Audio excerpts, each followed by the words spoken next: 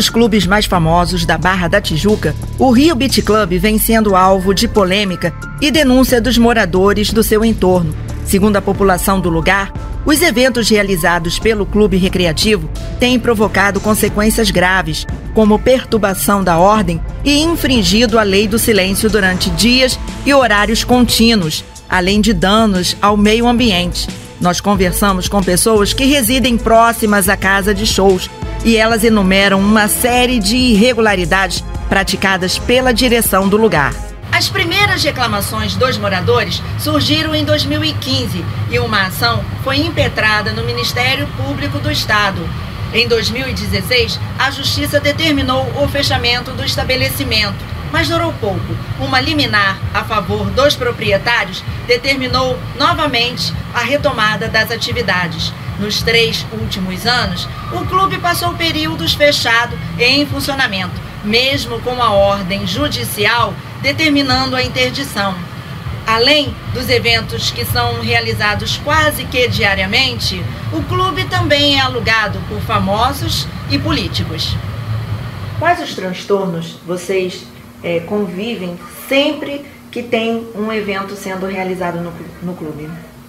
Olha, são muitas pessoas drogadas que bebem, que usam de tudo e saem transtornados. Então, xingando, urinando na rua, gritando.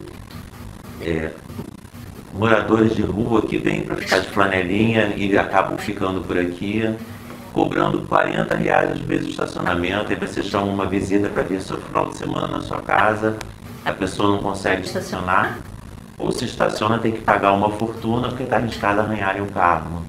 Então, além do som altíssimo, né? Então você fica sem saber como vai ser, já antes de chegar ao final de semana você já fica em pânico, sem saber o que vai acontecer. Tem dia que você já está a ponto de estourar, de querer ir lá na porta e fazer um escândalo, e é perigoso, porque você pode ser intimidada por um segurança, por alguém, então é muito difícil. Você já foi várias vezes na delegacia e nada acontece, como se nada acontecesse. Inclusive tem festas já da delegacia no local, então a gente está se sentindo muito desprotegido, porque eles não obedecem à ordem judicial. Então você fala assim, a quem mais eu vou recorrer? Não tem. Vocês já receberam algum tipo de ameaças deles? Por que vocês se sentem intimidados? Porque falam para não mexer com esse pessoal, que eles são perigosos. Ameaça direta não, uma ameaça velada, né? Quais são os problemas de saúde que todos esses transtornos têm gerado a vocês, moradores? Olha, para dizer a verdade, eu me viciei em Rivotril por causa desse barulho, dessas festas aí. Porque eu cheguei a um ponto de eu ter uma dia de fúria e ter uma bazuca e explodir tudo. Porque é um desespero. Você não consegue dormir, você não consegue receber uma visita em casa, você não consegue uma televisão em paz, você não sabe que dia que vai ter, que dia que começa, que dia que acaba. Você vive em pânico, pensando qual vai ser a próxima festa. E eu, para conseguir alguma paz e dormir, eu comecei a tomar Rivotril e compro borracha de silicone para botar no ouvido e conseguir dormir. Mesmo assim, o som grave ele sobe pela estrutura do prédio. Isso na cabeça do ser humano o dia inteiro te leva a raio da loucura. Eu já assisti tiroteio, eu já assisti moças e homens fazendo xixi na frente de casa, eu já tentei chegar em casa e não conseguia, porque fui metido com um monte de carro. Não posso chamar ninguém na minha casa, é um inferno, simplesmente é um inferno. Só quem mora é que sabe o que está acontecendo. E na questão da segurança, quais são as implicações? Na segurança, eu diria que o grande fluxo de pessoas estranhas, os moradores que são flanelinhas, alguns moradores de rua e outros nem tanto, porque eles são altos, são fortes, são bem preparados e intimidam os moradores. O bairro é um bairro que tem poucas entradas, poucas saídas, e quando vem esse grande fluxo de carros, ele congestiona e ninguém pode sair. Se alguém tiver um infarto, uma coisa, dificulta a ambulância. Agora, do ponto de vista do próprio espaço, ele só tem uma ponte de acesso, que é pequena, que só passa um carro. Então, a pergunta que os moradores fazem é: como o Corpo de Bombeiros autoriza esse grande fluxo de pessoas numa área que não tem uma saída condizente? Não tem, o bombeiro, além de não conseguir entrar, não tem nenhum hidrante perto, próximo. Na rua não tem hidrante, que é uma rua particular, então não teria. Isso já é uma coisa que dificultaria mais ainda, né? E tem implicações, inclusive, também na área ambiental. Sim. A pergunta é contra-pergunta. E o esgoto? Para 3.000 pessoas, para onde vai? Há tratamento. Porque a gente reclama muito sobre a Barra da Tijuca de não ter esgoto. A gente vive hoje um problema com a SEDAI. E aí? Como é que é tratado isso? A área nossa que é residencial. A gente está embaixo da Pedra da Gávea, onde tem muitos animais, bichinhos por aqui. E o transtorno de tudo isso? Do som. Quantas árvores nós temos aqui? Quantos banheiros existem ali dentro? Para quantas pessoas? Para onde vai tudo isso? Essa é uma pergunta que a gente faz, todos os moradores perguntam. Porque se a gente tem problema na nossa casa, que já é um problema, o esgoto já é céu aberto, na Barrinha inteira, né? Em vários pontos, ali, para onde vai? E as instalações lá dentro de banheiro sanitário, banheiro químico ou banheiro sanitário? Banheiro sanitário. Sanitário mesmo. Banheiro sanitário. São bonitos, bem estruturados, mas a pergunta vai para onde? A beleza não conta pra gente. O que conta é para onde vai. No ano passado, a 8ª Câmara Civil do Tribunal de Justiça do Rio interditou o clube para que fossem feitas as obras necessárias de tratamento acústico. Como as festas continuaram acontecendo, o Ministério Público entrou com uma nova ação para que a sentença da Justiça fosse acatada. A resposta veio da 6ª Câmara Empresarial, que determinou em segunda instância o fechamento da casa noturna e aplicou uma multa de R$ 1.600.000 para ser paga no prazo de 15 dias. Mas a decisão ainda não foi suficiente para encerrar as atividades do lugar, que foi alugado por políticos para eventos privados. O deputado estadual Alexandre Knoploch, do PSL, foi um dos clientes da casa. Membro da comissão da CPI dos incêndios na Alerj, o parlamentar alugou o clube em julho do ano passado para a comemoração do seu aniversário, sem exigir as devidas liberações do Corpo de Bombeiros. E no final de 2019, a equipe do gabinete do secretário municipal de Envelhecimento Saudável, Qualidade de Vida e Eventos, Felipe Michel, festejou o encerramento do ano no Beach Club. A situação do empreendimento junto à prefeitura é outro ponto de impedimento para o funcionamento da casa de shows. Em 2017, o ex-superintendente da Barra, Tiago Barcelos, determinou o fechamento do clube, alegando que o zoneamento urbanístico da região não permitia estabelecimentos com atividades como a que estavam sendo realizadas no lugar, e a empresa responsável pelo entretenimento teve o alvará cassado.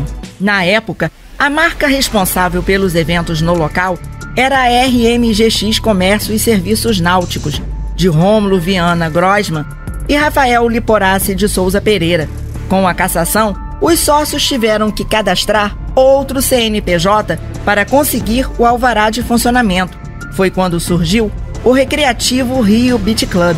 Rafael Liporace já ocupou o cargo de assessor especial do Rio Centro e de diretor do Rio Eventos, no primeiro ano da gestão de Marcelo Crivella na Prefeitura do Rio. A relação entre Liporace e a Prefeitura do Rio vai muito além dos cargos. No Carnaval de 2017, o empresário ganhou o direito de uso dos camarotes do município na Marquês de Sapucaí, através da Liporace Marketing Empresarial. O espaço foi arrendado pelo preço mínimo de R$ 240 mil. Nos 3 anos seguintes, o Terreirão do Samba ficou na responsabilidade de agências de Liporace e de pessoas ligadas a Rômulo Grossman. Entre elas está a Vera Eventos e Marketing, que fez o carnaval este ano no Camarote Rio, também da Prefeitura. Essa arquiteta fez o estudo urbanístico da ocupação da Ilha da Coroa, que serviu como base para as decisões do Ministério Público e da Justiça do Rio. Ela destaca as medidas necessárias para que a expansão comercial não prejudique o meio ambiente. Quanto aos aspectos legais da ocupação da Ilha da Coroa, ela está sob a tutela do Patrimônio da União e sua rua é uma rua particular. Desde 1971, segundo um ofício de número 119 da então Secretaria Municipal de Obras e do grupo de trabalho que elaborou o plano piloto da Barra da Tijuca, em resposta ao serviço do Patrimônio da União, a Ilha da Coroa foi liberada para utilização exclusivamente residencial. Então, toda e qualquer legislação que permita um uso diferente do residencial, ela foi posterior. E quando a ocupação da Ilha da Coroa já estava perfeitamente sacramentada e definida como residencial unifamiliar. Desta forma, embora ela seja uma ilha, esteja localizada na Barra da Tijuca, tenha sido elevada à área de preservação ecológica e paisagística do município do Rio de Janeiro, esteja classificada como subzona A40, Zona Especial 5, ela continua sendo de utilização exclusivamente residencial unifamiliar. Com relação à questão de segurança e os requisitos, que para um empreendimento comercial se estabelecer na Ilha da Coroa, eu diria que é impossível. Primeiro, porque é necessário solicitar ao urbanismo uma transformação de uso de residencial para comercial. E segundo, tem que apresentar um certificado de aprovação fornecido pelo Corpo de Bombeiros. A atual legislação municipal decreta que nas ilhas existentes localizadas na Lagoa da Baixada de Jacarepaguá são apenas permitidas as atividades desportivas, recreativas, clubísticas, culturais, públicas, tais como sala de concerto, museu, biblioteca, restaurante, teatro, atividades culturais e desportivas em local descoberto. Todas essas atividades, elas são classificadas como de reunião de público. E como tal, pelo Código Estadual de Segurança de Incêndio e Pânico, e também pela Lei KIS, que é uma lei federal, não atendem às normas mínimas de segurança de escape de incêndio e pânico, porque elas determinam que as saídas dos locais de reunião de público devem se comunicar diretamente com a via pública. Então, lembrando, a Ilha da Coroa é uma rua particular, ela não é logradouro público. Esse vereador é autor da lei que determina providências para os casos de perturbação do sossego no Rio. Segundo ele, a Prefeitura tem estrutura e os dispositivos necessários para resolver os problemas que os moradores dessa localidade da Barra estão enfrentando. Olha, a legislação de combate à perturbação ao sossego, a Lei 6179 de 2007, ela prevê que agentes públicos, guardas municipais capacitados, portando decibelímetros certificados pelo Inmetro, façam a aferição dos ruídos conforme demanda da sociedade, Existe um canal de comunicação para o cidadão fazer a sua reclamação pelo aplicativo 1746 no ícone perturbação ao sossego. A Guarda Municipal recebe a demanda, vai ao local e faz a aferição com os decibelímetros conforme as normas técnicas. Os guardas municipais, 450 guardas municipais foram capacitados em técnica acústica para operar o decibelímetro e observar as normas técnicas de aferição de ruído. A Prefeitura, ela tem todos os elementos para fazer um combate eficaz à perturbação ao sossego. Ela tem os agentes públicos em número suficiente, com poder de polícia e capacitados. Tem as ferramentas que são os decibelímetros certificados pelo Inmetro. Tem escala noturna, que é o horário mais comum desse tipo de demanda. Os guardas municipais têm escala 12/60 com escala noturna. Existe a legislação que foi feita exatamente com esse objetivo, com esse fim, que prevê desde a orientação, notificação, auto de infração para pessoa física e para pessoa jurídica, auto de infração mais rigoroso na reincidência, até a possibilidade da cassação do alvará do estabelecimento, Então é uma decisão mesmo política da Prefeitura de atender essa que é a demanda mais comum do 90 e uma das demandas mais comuns do 1746, o canal de comunicação principal da prefeitura com a sociedade. E quais são os limites de decibéis numa área residencial, como é o caso aqui na Barra? Olha, a lei que estipula o limite do ruído e faz isso segundo o zoneamento, né, é a Lei 3268/2001, né, ela prevê por zoneamento os limites de ruído antes das 22 horas e depois das 22 horas, que eu posso dizer que em áreas residenciais, a partir de 22 horas, o limite máximo é 50 decibéis. Em áreas de preservação, 45 decibéis, mas isso vai variando conforme o zoneamento. Desde 2005 que a comunidade vem lutando para poder sanar esse problema. E já há decisão do Ministério Público, da Justiça, e o clube continua funcionando e, pelo que os moradores relatam, né, com som muito alto, muito excessivo. O que ainda o Legislativo pode fazer nesse caso? Olha, eu fui procurado por um grupo de moradores, justamente por ser autor da lei, né, do combate eficaz à perturbação ao sossego, e eu procurei me inteirar naquele momento, em 2017, sobre a situação aqui específica aqui desse estabelecimento. Naquele momento havia uma ação com decisão já final e se iniciava um processo de execução. Então tive acesso a esse processo de execução, achei que a situação estava resolvida e depois acabei surpreendido, algum tempo depois, porque houve uma nova demanda dos moradores informando que havia novas solicitações junto à prefeitura para um outro tipo de autorização para uma nova atividade econômica no mesmo local, né?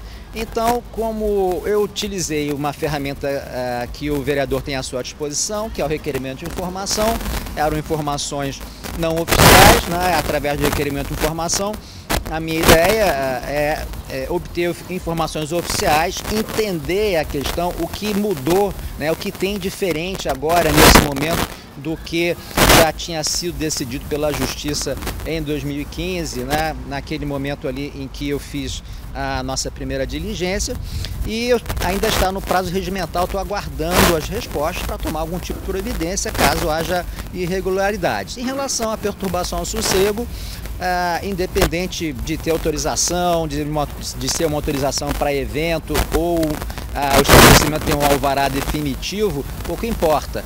Não pode ultrapassar os limites de ruído permitidos pela lei. A Guarda Municipal ela tem a obrigação de estar presente, de atender a demanda da sociedade, comparecer ao local com o decibelímetro, fazer a aferição.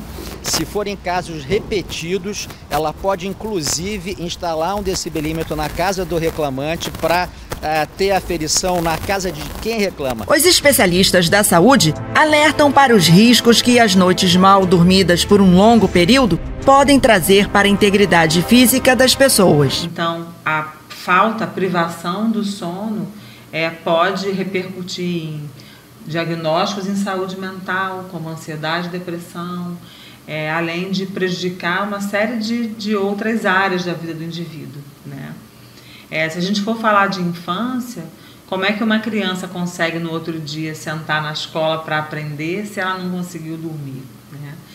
A capacidade dela de estar ali concentrada, aprendendo, vai ficar prejudicada.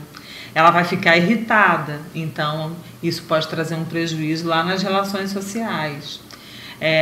Ela tem demandas, né? Isso seja para a criança, mas também para o adulto, ela tem demandas do dia a dia. Não conseguir cumprir com essas demandas vai fazendo com que essa pessoa vá desenvolvendo crenças, pensamentos, ideias aí disfuncionais sobre ela, né? E isso vai tendo uma repercussão no estado emocional, né? Vai tendo um impacto direto no emocional. A gente vai trabalhar com esse número de 8 horas, né? 7, 8 horas de sono, mas isso é uma média da necessidade das pessoas. Existem pessoas que precisam de mais horas, existem pessoas que precisam de uma quantidade menor de horas. O importante é que esse sono seja reparador, que ele cumpra o papel dele. Eles não obedecem à ordem judicial, então você fala assim, a quem mais eu vou recorrer?